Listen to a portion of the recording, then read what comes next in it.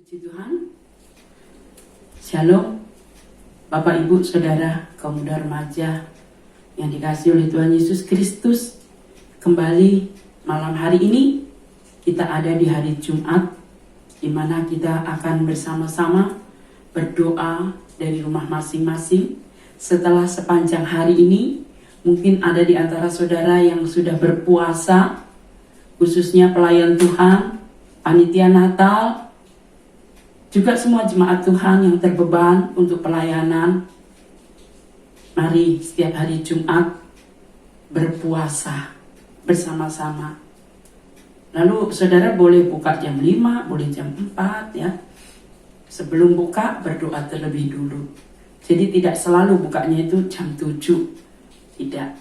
Tapi yang penting kita terbeban dan selama sehari itu kita bawa dalam doa, pokok-pokok doa kita. Puji Tuhan, saya akan sampaikan firman dulu sebelumnya kita berdoa. Terima kasih Tuhan buat kebaikan-Mu yang sudah memberi kami kekuatan, kesehatan, sehingga kami dapat menjalani hari ini dengan penuh sukacita dan kemenangan. Sebentar kami mau dengar firman-Mu, urapi kami semua, jemaat-Mu, hamba-Mu, supaya firman yang ditaburkan tidak dicuri oleh iblis, tetapi tertanam dalam hati kami, menjadi kekuatan dalam hidup kami. Kami sambut firman-Mu dalam nama Yesus. Amin. Puji Tuhan, selamat malam. Shalom. Kita semua ada dalam kekuatan dan kemenangan Tuhan. Saya berikan judul firman Tuhan pada malam hari ini, waktu adalah kesempatan. Juga malam hari ini kesempatan buat kita untuk berdoa bersama-sama. Di mana walaupun kita ada di tempat yang berbeda, tapi menyerukan doa bersama. Sebab itu mari kita mau menghargai waktu yang Tuhan beri. Kalau ada lagu hidup adalah kesempatan untuk kita berbuat baik, untuk kita melayani Tuhan, maka malam ini saya berikan judul firman, waktu adalah kesempatan. Jam ini, malam ini, waktu yang sama, ada banyak peristiwa terjadi. Di antara jemaat yang berdoa malam ini saja, tentu masing-masing mengalami peristiwa yang berbeda. Ada yang segar, sehat, tapi ada juga yang sakit. Mungkin ada juga yang hatinya sedang senang, ada juga yang lagi susah. Ada yang merasa hari ini benar-benar berkemenangan, tapi ada juga yang merasa saya ada dalam pergumulan. Nah, saudara yang saya kasih dalam Tuhan, waktu yang sama, waktu itu memang sungguh benar-benar berharga. Di jam yang saya pakai ini menunjukkan ada detik, ada menit, ada jam. 1 jam, 2 jam. Kemudian ada hari, ada minggu, ada bulan, ada tahun. Saudara, waktu-waktu yang kita lalui itu sebetulnya sangat berharga. Satu bukti bahwa waktu itu kesempatan yang harus kita gunakan. Kalau malam ini waktunya kita berdoa, sebab kita nggak tahu terlambat 1 menit itu akan beda ceritanya. Salah satu contoh, seorang yang mau bepergian, contoh yang mudah, Bu Andi, dia pernah mau pergi ke Jawa Timur. Dari sini udah dibela-belain naik Grab. Tapi ternyata sampai stasiun terlambat. Walaupun 1 menit, kereta udah jalan, gak bisa di stop lagi. Ketinggalan. Itu bukti bahwa waktu itu berharga. Juga di musim corona ini, saya pernah mengalami ya, untuk menunggu rambut saya ini numbuh panjang, itu butuh 2-3 bulan. Dan ada penyesalan. Waktu bulan antara April ya sampai Mei itu saya lihat, karena udah hampir 2 bulan corona, orang gak bisa pergi ke tukang potong rambut, ke salon, takut ya, karena kan badan kita dipegang, rambut kita dipegang, dan waktu itu memang sesuatu yang belum berani lah untuk keluar. Saya lihat, wah Bu Heri motong rambutnya Arnes, motong rambutnya sendiri, Lalu saya coba-coba potong rambut, ternyata kependekan. Dan itu walaupun ditarik seperti apapun, nggak bisa tetap model Dora, harus nunggu 1 bulan. Jadi saudara, waktu itu memang sangat penting dan sangat berharga. Nah, bicara tentang waktu yang berharga, malam ini saya rindu mengajak saudara semua membaca di dalam Ibrani pasal 12 ayat 26. Demikian firman Tuhan. Jadi, karena kita menerima kerajaan yang tidak tergoncangkan, marilah kita mengucap syukur dan beribadah kepada Allah menurut cara yang berkenan kepadanya dengan hormat dan takut. Mengingat waktu itu sangat berharga. Kalau hari ini kita diberi kesempatan untuk bisa memuji Tuhan, menyembah Tuhan, berdoa kepada Tuhan, mari kita lakukan itu dengan sungguh-sungguh. Apalagi kita menyembah Allah yang hidup, Allah yang memberikan kita kerajaan tak tergoncangkan, itulah surga. Kepastian keselamatan itu ada dalam hidup kita. Sebab itu selagi kita diberi kesempatan untuk beribadah, untuk berdoa, mari kita mau beribadah kepada Tuhan dengan sungguh-sungguh, dengan hormat, dengan sungguh. Walaupun mungkin banyak hari-hari ini orang bertanya, kapan kita bisa kumpul lagi di gereja? Walau kita belum bisa kumpul di gereja, jangan membuat kita berhenti untuk beribadah, berhenti untuk berdoa, berhenti untuk menghormati Tuhan. Mari kita tetap menghormati Tuhan dengan cara yang Tuhan berikan. Lewat firman-Nya Tuhan menyampaikan bagaimana caranya kita berdoa. Tidak selalu harus berkerumun di dalam satu gedung. Karena gereja itu sendiri kan ada 2 arti. Yang pertama yang pasti gedung gereja. Dan yang kedua adalah tubuh kita ini. Kumpulan orang-orang percaya itulah gereja. Tubuh Kristus. Seorang dipanggil dari jalan yang gelap atau dari dunia ini untuk percaya kepada Tuhan, jadi anak Tuhan. Nah, saat itulah kita disebut anggota gereja Tuhan, orang yang percaya kepada Tuhan Yesus Kristus. Nah, kalaupun kita berkumpul di gereja, berjemaat, nah itu di ibadah rumah tangga, di Jumat, Sabtu, Senin, itu kita ada di gereja lokal, di mana memang setiap kita harus punya gereja lokal untuk bisa bertumbuh bersama. Tapi kalau hari-hari ini kita nggak bisa berkumpul berdoa bersama, bukan berarti kita tidak punya gereja. Tetap kita disebut gereja. Karena gereja itu adalah saksinya Tuhan, tubuh Kristus. Kita masih bisa berdoa bersama. Seperti malam ini, itu bukti kita sedang bergereja malam ini. Kalau kita mengingat ya, menangkap maksud Tuhan, banyak hal yang Tuhan mau bicara di hari-hari seperti ini. Supaya apa? Pengenalan kita kepada Tuhan itu lebih sungguh-sungguh. Tidak dipengaruhi oleh orang lain, orang banyak. Iman kita bertumbuh. Dalam Kisah Rasul 12 ayat 5. Kalau saya bacakan, demikianlah Petrus ditahan di dalam penjara, tetapi jemaat dengan tekun mendoakannya kepada Allah. Saudara, Petrus ada di penjara. Apa mereka zaman itu punya gedung gereja? Tidak. Jemaat mendoakan di rumah mereka masing-masing. Kalau saudara baca ayat yang ke-12, di antaranya mereka berdoa di rumah Maria, ibu Yohanes atau yang disebut Markus. Karena ketika Petrus akhirnya keluar dari penjara dengan cara Tuhan, malaikat Tuhan melepaskan dia saat jemaat berdoa. Petrus dilepaskan dari penjara, lalu dituntun malaikat itu menuju rumah Maria, ibu Yohanes. Jadi saudaraku yang saya kasih dalam Tuhan, malam ini walaupun kita berdoa dari rumah masing-masing, percayalah kita sedang bergereja. 2-3 orang berkumpul dalam namaku, aku hadir. Yesus hadir di dalam persekutuan kita malam ini. Kita ini pengikut Kristus. Saudara dan saya adalah murid Kristus. Kristen itu artinya pengikut Kristus. Kita sebagai anggota tubuh Kristus, jemaat lokal GPDI Penyebar Pondok Maharta, walaupun kita berdoa lewat YouTube, mendengar firman lewat YouTube, percayalah bahwa Tuhan Allah kita, Dia maha mendengar, Dia maha tahu.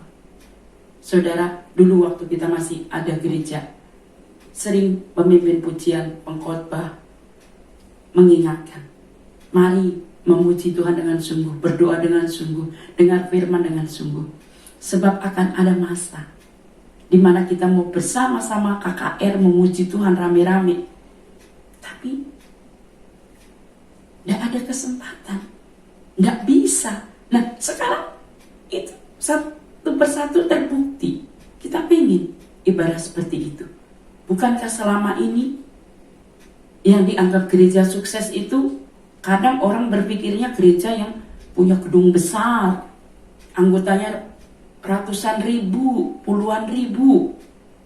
Tapi coba sekarang, mau gereja yang anggotanya ratusan ribu, mau gereja yang anggotanya 10 orang, sama. Kita nggak bisa melakukan ibadah dengan jumlah beramai-ramai bersama-sama. Ini saatnya kita merenungkan firman itu. Saudara, di Cina itu sudah terjadi sejak lama. Mereka nggak punya gedung gereja karena komunis kan. Sehingga anak-anak Tuhan itu dia punya Alkitab disobek bukan karena marah, tapi supaya bisa dilipat. Jadi A menghafalkan Kejadian, B ayat pasal 2, C Injil Matius, Markus, Lukas, dibagi-bagi. Sehingga ketika mereka bertemu, apa yang mereka pegang satu lembar itu hafal, itu dibagikan, saling berbagi firman. Dia melakukan itu dengan tekun dan dengan setia. Dan mereka teruji, disebut sebagai murid Kristus yang sejati. Mereka hormat pada Tuhan tanpa dilihat orang, ya. Dan doa mereka terkabul, saudara. Mereka berdoa tanpa musik, beribadah tanpa alat-alat atau gedung yang bagus. Tapi sekarang kalau saudara melihat perkembangan kerohanian di Cina, banyak anak-anak Tuhan, mereka dimenangkan. Bahkan sudah ada beberapa Alkitab bisa masuk, walaupun mungkin juga tidak secara terang-terangan. Kerinduan mereka kepada Tuhan itu sungguh luar biasa. Nah, saudara, pada malam hari ini, mari kita juga kembali kepada firman. Kita sungguh-sungguh dalam berdoa, dalam beribadah, walaupun dari rumah. Hargai waktu yang ada. Kita nggak tahu apa yang akan terjadi besok.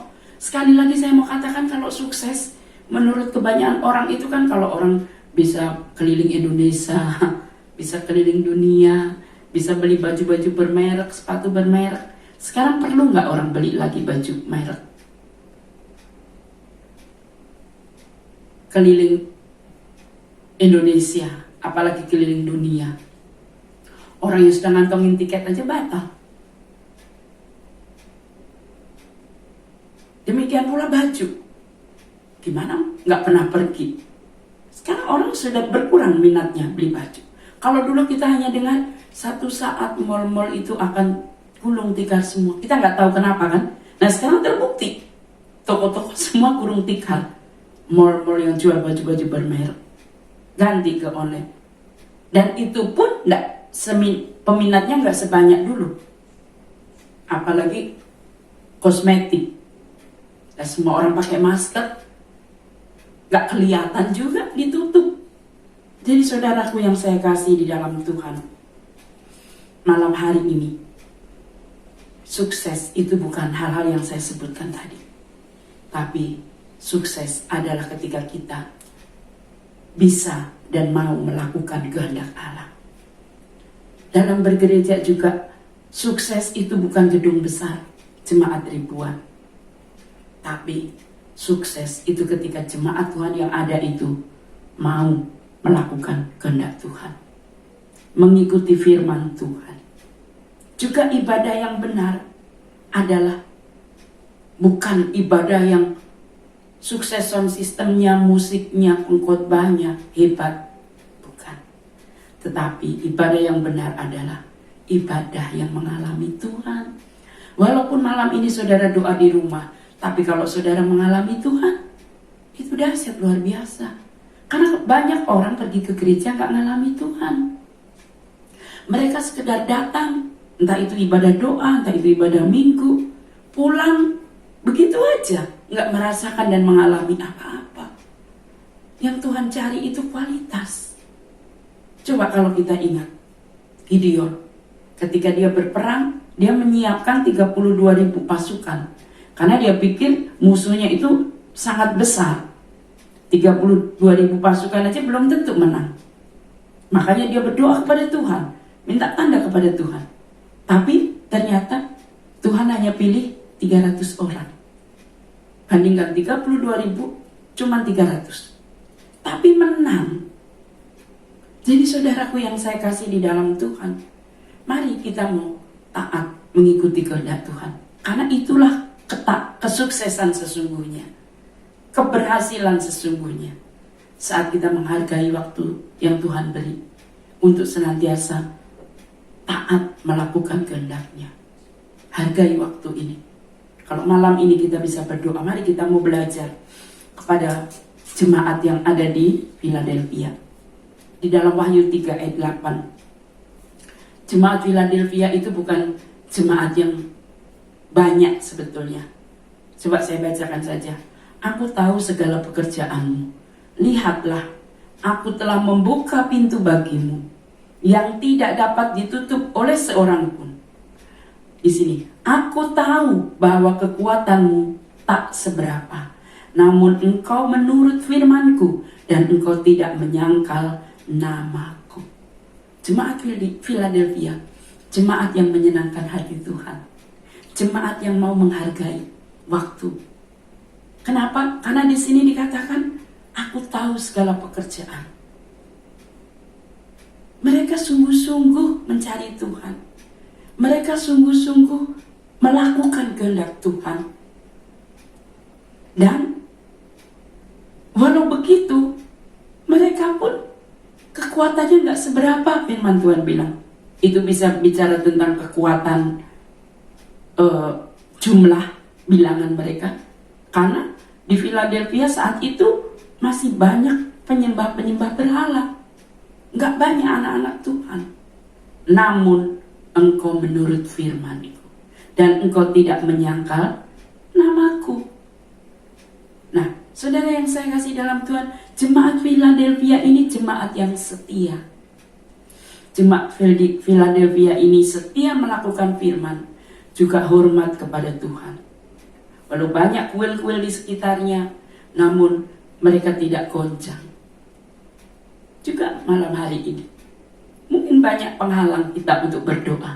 Tapi saat saudara tetap mau berdoa, ada berkat yang Tuhan siapkan. Apa berkat yang Tuhan siapkan? Yang pertama, yaitu Tuhan membuka pintu. Karena di sini katakan, lihatlah aku telah membuka pintu bagimu. Kalau Tuhan membuka pintu, siapa yang bisa menutup? Jadi saudara, ketika kita sungguh-sungguh setia kepada Tuhan, walaupun banyak tantangan, banyak masalah, tetapi saudara, kalau kita setia, ada upah. Apa itu? Pintunya Tuhan buka. Artinya ada jalan keluar dari masalah, persoalan yang sedang saudara hadapi. Jadi tetaplah setia. Selain ada jalan keluar,